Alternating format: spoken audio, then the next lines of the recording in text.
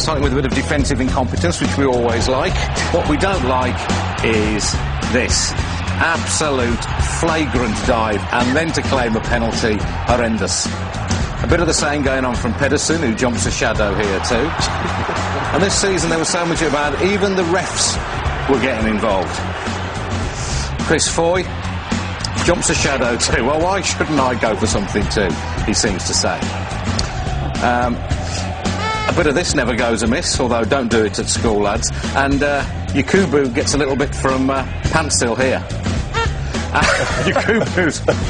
That's our sound effect, by the way. Yakubu's indignation just makes me laugh more every time I see it. Basic Instinct came to mind here, for reasons that I won't explain. Luckily, a programme is thrust in the way of her unbroadcastables. Before we get a look, thank you, madam. We all enjoyed that very much. Managers, we do like to get this crafty insight into their expertise, the things they spot that we can't see. Always good advice, that, isn't it?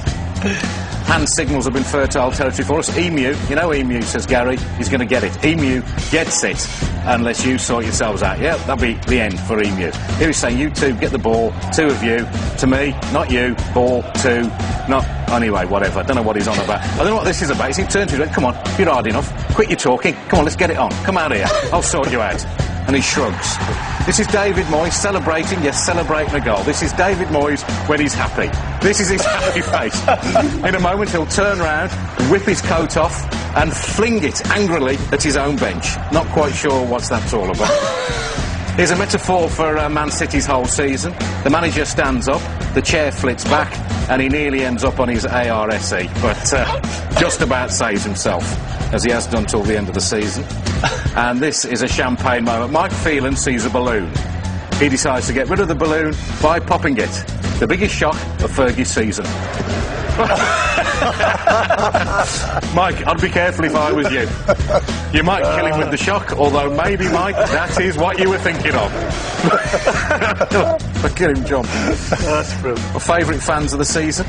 Mr. Strong, he certainly is. As an Arsenal fan, if he says it's Tuesday, it is Tuesday. I like the cut of his jib. He's Arsenal fan too, scary, has a little dance, and then goes ballistic. I don't want to see him up a dark alley either.